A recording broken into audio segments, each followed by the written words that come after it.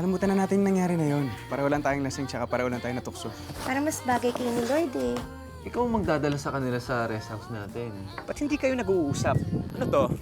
Away magbayaw? Hindi. Magkasundo kaya kami. Pero baka naman talaga kayo ni Lord ang destiny. Magpo-propose na daw si Chance pagkatapos ng party nito. Hindi ko matatanggap yun. Sabihin na lang natin sa kanya dito. Ano yun, Natalia? I'm here to save your butt from her and from your dear brother. What do you mean?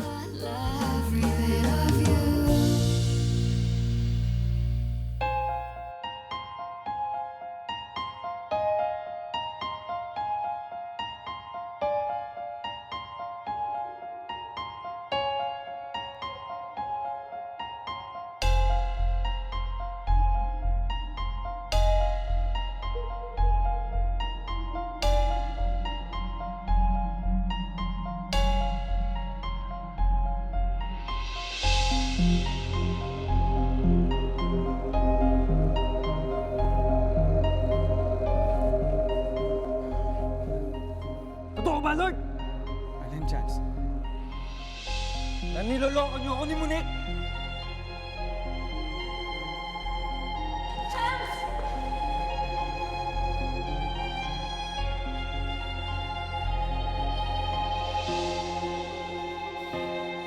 Tama na, please!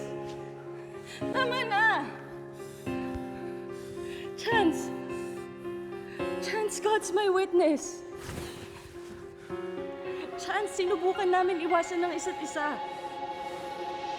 Pero every time ginagawa namin yon, ikaw din lalapit sa amin eh.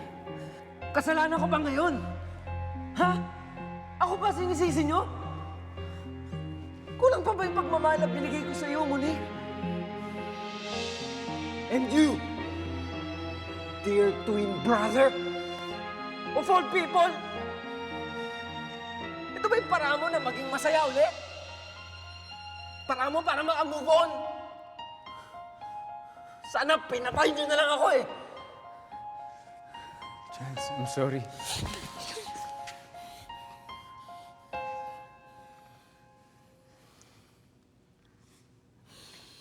Hindi ka naman talaga gusto na saktan ka eh. Chance. Chance, gusto ko lang malaman mo na mahal ka ni Lord. Pinilit niya akong layuan, pero nung nakiusap ka, nasamahan kami sa vacation house niyo. Chance, hindi namin sinasadya. Hindi namin sinasadya yung nangyari sa amin. Please, please, please forgive us, Chance. Kung hindi mo talaga ako gusto, sana sinabi mo na lang. Maiintindihan ko naman eh. Diba nangako naman tayo sa isa't isa? No secrets between us. Chance, kasi hindi kita kayang saktan eh. Napakabait mong tao at wala na akong hihilingin pa from you. Aaminin ko. Nahulog ako kay Lord.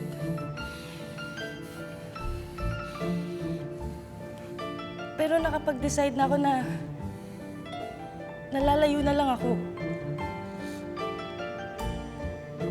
Na wala na akong pipiliin sa inyong dalawa.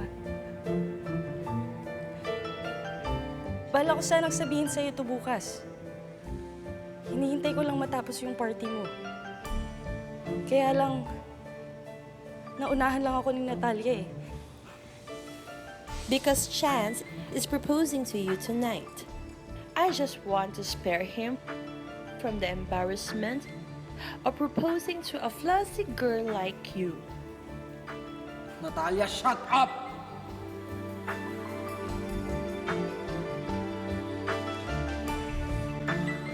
Ayoko nang makita yung mga pagmumukha niyo. Ayoko piliting gawin ng isang bagay na hindi ko gusto.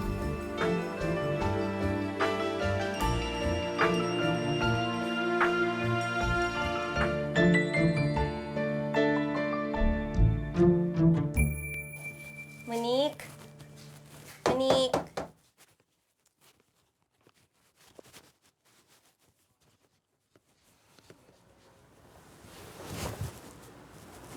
Kailangan ka ng balot.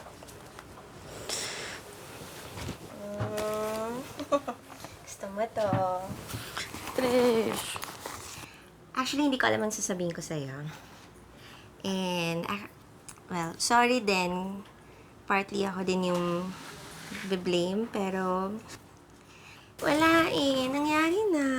Ano pang gagawin natin, diba? I think yung kailangan na lang natin gawin ngayon, humingi ka na lang forgiveness kay Chance, and then move on. Eh, paano yun, Trish? Ayaw niya na ako kausapin eh.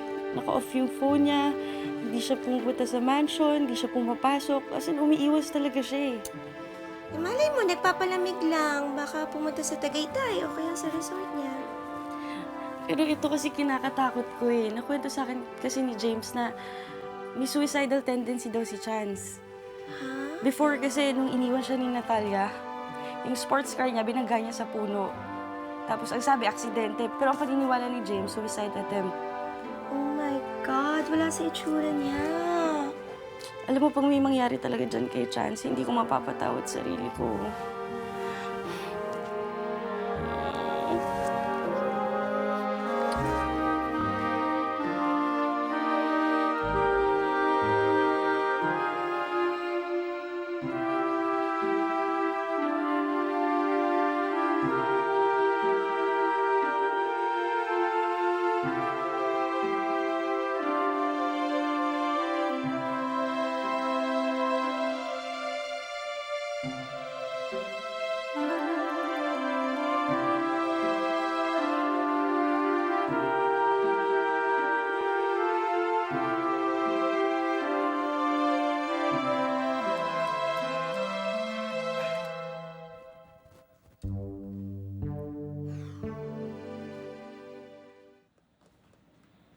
Oh Lord, salamat naman, bumangon ka.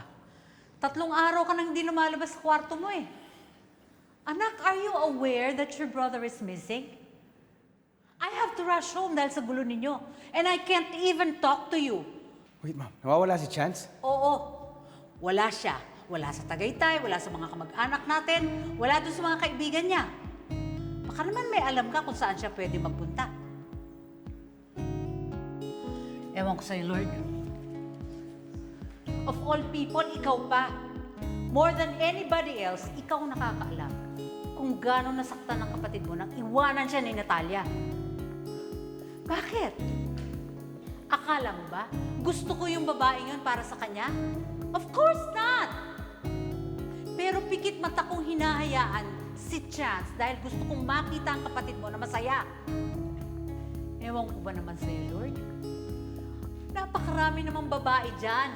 Bakit yung gusto pa ni Chance ang gusto mong agawin? I know, ma. Pero nagpakatotoo lang po sa nararamdaman ko. Ma, please believe me.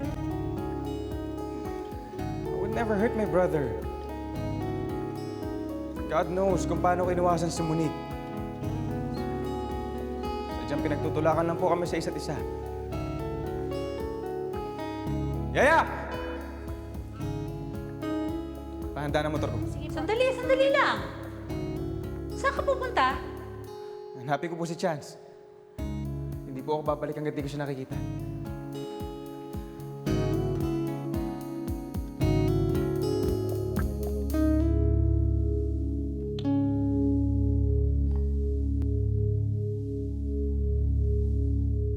Dito tayo sa taas. Dito po kasi yung sala. Wala nga katao-tao, laki ng bahay. Hindi na nagkikita ang mga ando dito eh. Mga bata. Sino yan, ha? Sino yan? Ma'am, si Miss Monique po. Good morning po, Mrs. Sandoval. Anong kailangan mo? Gusto ko lang po sanang makausap si Chance. Para pa. Gusto ko lang po sanang mag-sorry. Bakit?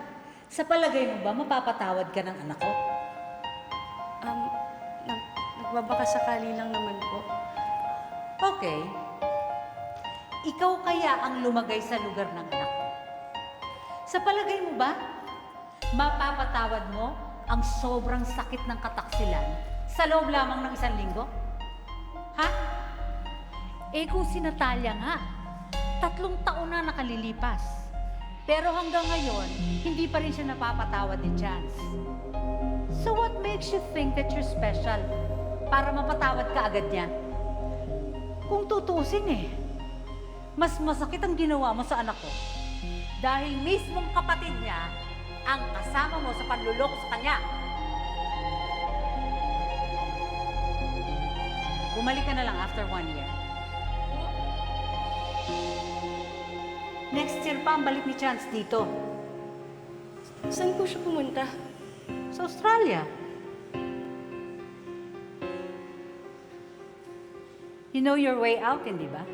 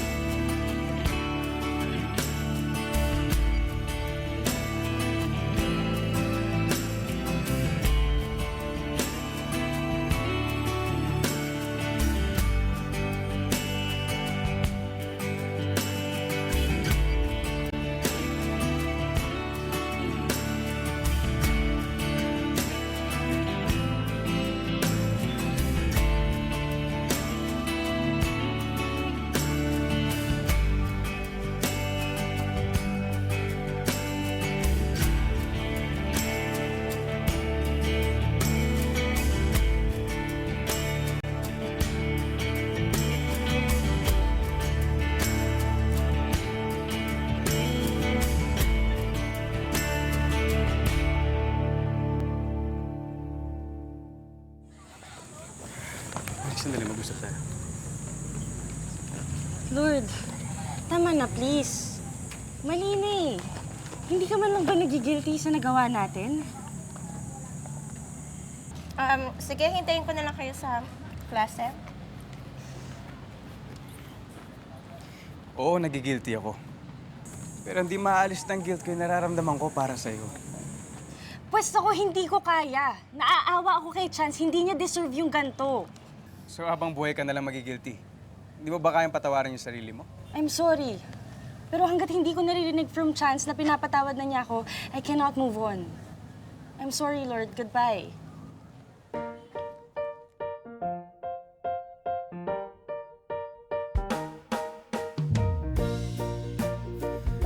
Dear Monique, as you know, ang tawag sa akin ng lahat ng kaibigan ko ay Bad Boy Sandoval. Dahil raw mahilig ako magpaiyak ng babae. Ang hindi nila alam, mas una akong pinaiyak ng babae, kaya naging matigas tong puso ko. For a while, akala ko tuloy na siya naging bato, tong puso ko. Hanggang sa makilala kita. Ngayon, heto ako, pinaiyak na naman ng isang babae. Pinaiyak mo. Pero don't worry, Monique. I will let you go kung ito ang gusto mo. Alis na ako papuntang Amerika. You will never see me again. Pangako ko sa'yo.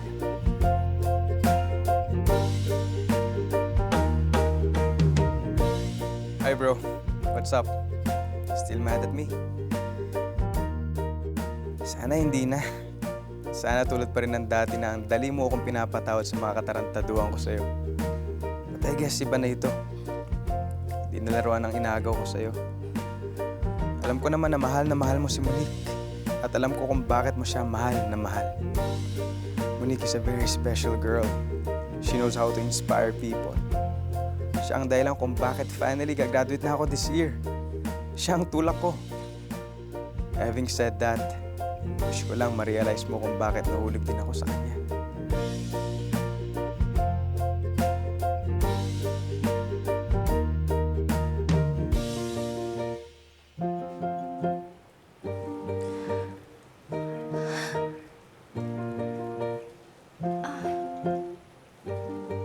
Chance? Hey, Monique. Wala man lang ba akong hug?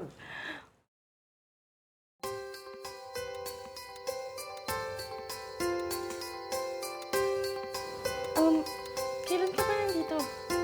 Kagabi lang. So, meaning, dito ka na ulit for good? No. Maybe a week or two. Basta ka na. I'm okay. Alam mo, hindi mo alam kung gaano mo ako napasaya ngayon. So, meaning ba nito, pinapatawad mo na ako? Hindi. Pero, patatawarin kita sa isang kondisyon. Ano yun? Gusto ko pakasalan mo ang kapatid ko. Ano? Tama narinig mo. Alam mo, na-realize ko na I'm better off alone as a bachelor. Alam mo kasi tama si Lord. Pag-isip-isip ko na mas importante at mahal ko yung kumpanya. Monique, hindi ka magiging masaya sa akin. Lagi akong mawawala sa tabi mo.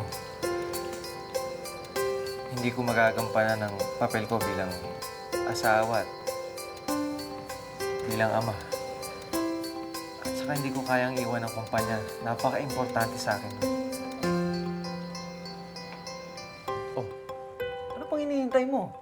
Tara na, baka hindi mo abutan si Lord. Talaga? Oo. Wait, oh my God. Wait, anong gagawin ko? Wait, bibis lang ako, wait lang. Monique. Ano? Wait lang, ano ba? Relax ka lang. Okay na yan. Maganda ka. Okay na ang Okay suot na, mo. sure? Halika na, pumunta na Okay, tayo ron. Kim. Halika na.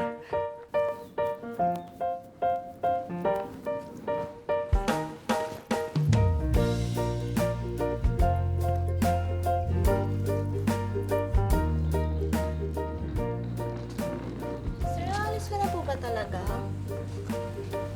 Sir, ako na. Ako na. Pasok.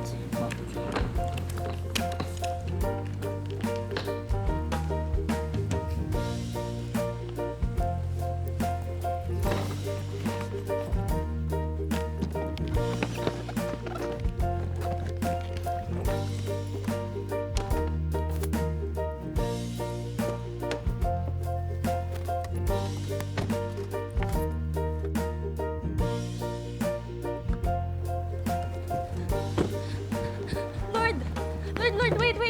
Usap tayo saglit, please.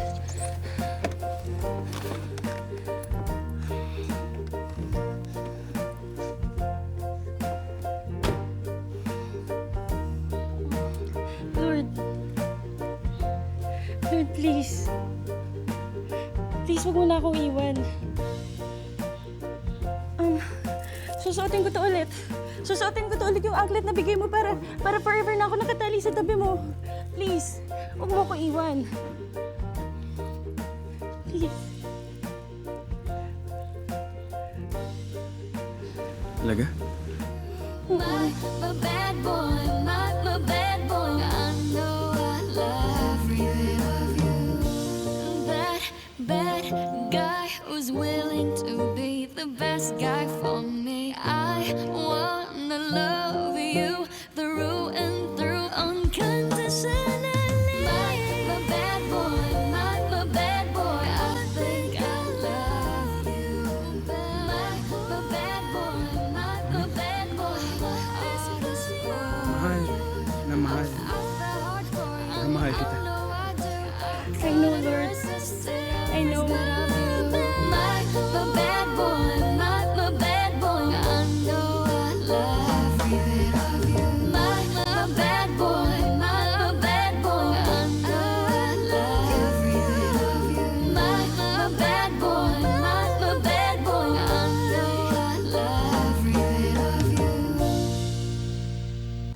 mapipilit magpakasal sa lalaking hindi ko naman kilala. Get to know him first. Anong malay mo kung magkainlaban din kayo? From now on, ako na si Berna Pascual, your daughter. Good evening po. 안녕하세요. Oh, pambihira naman tong mga Koreano kung amo talaga. Oh, mag-hire na lang ng houseboy ha. K-pop pa ang datingan. Hi! 내가 여기서 하인이 아닌데. Ewan ko sa'yo. Yabang! Bernishi, anak ko, your young master, Mr. Paz. Yung master. Nagitan mo. Berna, pambira naman kayo eh. May pubya sa dugo yan si Berna. Mukhang may problema ka ata, miss, ah. Ako nga pala si Jeffrey, kapatid ni Stefan. Inay na, gusto lang paalam sa'yo kung pwedeng manligaw. Surprise! Berna, meet Bob. Bob, meet your mommy Berna. Tell me, nagugustuhan mo na si Stefan. Pag mahal mo ang isang tao, you say it out loud. Alden? Teka, parang... Sorry. Elena? Si Elena? Uh-oh. Maganda pala siya.